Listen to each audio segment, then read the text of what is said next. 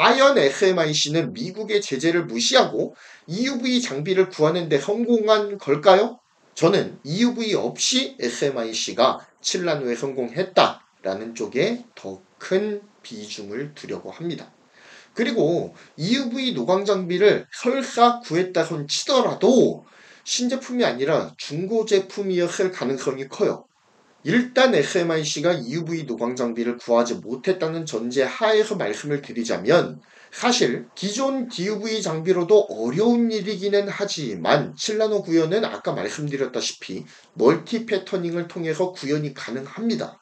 칠라노로 설계된 회로를 여러 회차로 나누어서 순차적으로 여러 번 노광을 하면 번거로운 작업이긴 하지만 칠라노 선폭 구현이 불가능한 건 아니에요. 다만 여러 회차에 나누어서 노광을 하다 보니 불량률도 높아지고 공정을 여러 번 거치다 보면 들어가는 코스트가 증가를 합니다. 그렇기 때문에 칩 생산 단가가 결과적으로는 높아지는 단점이 있죠. 그래서 EUV를 도입하는 거예요. 여러 번 해서 깎던 거를 한두 번만 해가지고 만들어내겠다라는 거죠. 그리고 EUV로 한두 번 해가지고 그려낸 회로에 비해서 DUV를 통해 멀티 패터닝한 칠라노는 성능이 의구심이 드는 것이 사실입니다. 자, 그래서 한마디로 정리를 하자면 저는 이번 SMIC 칠라노에 대해서 그렇게 호의적으로 보지 않습니다. 왜냐면 일단 물량이 너무 적어요. 이번에 나온 기린칩의 물량만으로는 SMIC 칠라노의 양산 효율을 잡는 데에 턱없이 부족할 수밖에 없다라는 결론을 내렸습니다. 양산 효율이라고 하는 것은 많이 생산할수록 노하우가 쌓이면서 잡혀가는 부분이에요. 양산 효율을 삼성도 TSMC도 끌어올리잖아요. 일단 양산을 시작해놓고 노하우를 쌓고 잘못된 점들을 보완하면서 양산 효율을 높여나가는 거거든요. 그런데 물량 자체가 적어버리면 수정할 수 있는 기회 자체가 없을 수도 있는 거예요. 그렇기 때문에 이번에 나온 기린칩의 물량만으로는 이 양산 효율을 잡는 데에 크나큰 어려움이 있다라는 거죠. 메이트 60 프로가 최대한으로 팔린다고 하더라도 1000만 대 넘게 팔릴 수 있을까요? 전 좀 물음표가 붙거든요. 1000만 단위로 팔리진 않을 거예요. 100만 단위로 양산 효율을 향상시킨다. 어려워 보인다라고 보거든요. 이게 적어도 1000만 단위 정도는 돼야지 유의미한 물량이 확보돼야 그나마 효율 잡기가 조금 원활할 텐데 스냅드래곤 8젠 1을 보십시오. 거의 한 30%, 40% 초반대 효율로 시작을 해가지고 결국에는 양산 효율을 못 잡았어요. 갤럭시가 적어도 시리즈 전체를 합치면 2천만에서 3천만은 팔리는 시리즈란 말이죠. 그런데 2천만에서 3천만의 물량이 확보가 되었음에도 불구하고 결국엔 양산 효율을 잡는 데에 실패했지 않습니까? 그런데 칠라노 멀티 패터닝 효율을 잡는 데에 100만 단위로 가능할까라는 생각이 들기는 합니다. 이렇게 양산 효율이 좋지 못하니까 자연스럽게 불량률이 늘어날 것이고 이 불량률의 상승은 곧 제작 비용의 상승을 초래하게 된다라는 결론으로 이어지게 되는 거죠. 그렇게 되면 칩의 단가 자체가 높아지게 됩니다. 그래서 메이트 60 프로를 제외한다면 SMIC 칠라노의 경쟁력이 과연 있을 것인가 라고 하는 의구심이 드는 게 사실이에요. 또한 미래를 대비하는 차원에서 생산 능력을 확충한다고 하더라도 문제가 있죠. 왜냐면 아직 미국의 규제가 풀린 게 아니거든요. 장비 규제 여전합니다. 과연 그 장비 규제를 뚫고 멀티 패터닝이라고 하더라도 칠라노 선단 공정을 생산할 수 있는 설비들을 과연 들어오는 데에 성공을 할 수 있을 것인가 라는 물음표는 여전하거든요. 생산 설비 확충 자체가 불가능할 수도 있다라는 결론에 다다르게 되는 겁니다. 이 점은 정말 SMIC가 가진 최대 약점이라고 볼 수도 있을 거예요. 게다가 핵심은 칠라노가 아니거든요. 칠라노는 문턱입니다. 칠라노를 뛰어넘어서 5나노, 3나노 등 이 최선단 공정으로 올라서는 게 SMIC의 최종 목표란 말이죠. 이러기 위해서는 어쩔 수 없이 EUV 노광 장비가 필수적으로 필요합니다. 그런데 현재 ASML은 미국과 손을 잡고 있다는 거죠. 대중규제에 매우 적극적으로 임하고 있습니다. 편법을 사용하거나 중고 장비를 들이지 않는 이상 칠라노를 고도화할 수 있는 방안이 마땅치가 않다라는 문제가 있는 거예요.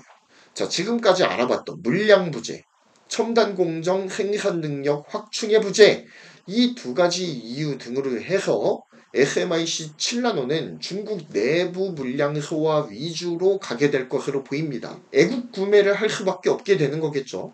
오히려 이번 메이트 60 프로 소식에서 눈여겨보아야 될 거는 좀 다른 데에 있다라고 보는데요. 아까 7나노 설계 능력의 확충을 가장 눈여겨보아야 되고요. 또 하나 눈여겨보아야 될 점은 7나노 칩 이외에 다른 칩들의 국산화율이 굉장히 높아졌다라는 겁니다. 물론 이 중국 부품 국산화율이 90%에 이른다라고 하는 이 보도는 추정치예요. 하지만 아마도 상당 부분은 SMIC에서 담당하지 않았을까라는 생각이 있습니다. 스피커 모듈, 카메라 모듈, 그리고 전력 반도체들 들어가겠죠. PMIC 이런 것들. 이런 것들을 국산화하는 데 성공을 했다라는 거예요. 이것이 의미하는 바가 무엇입니까? 중국의 레거시 반도체를 중점으로 한 반도체 자급자족 정책이 어느 정도는 성공을 거두고 있는 것이 아니냐라는 예상을 해보게 된다라는 거죠. 사실 이미지 센서는 나노급이 아니더라도 마이크로미터 단위에서도 생산이 가능합니다. 물론 기술적인 노하우가 쌓여야지 고난도의 이미지 센서를 만들어낼 수 있는 것은 주지의 사실이에요. 하지만 일단 국산 제품을 생산을 해서 실제 양산하는 IT 디바이스에 탑재될 정도로 기술을 고도화시키는 데 성공했다라는 게 중요한 것 같습니다.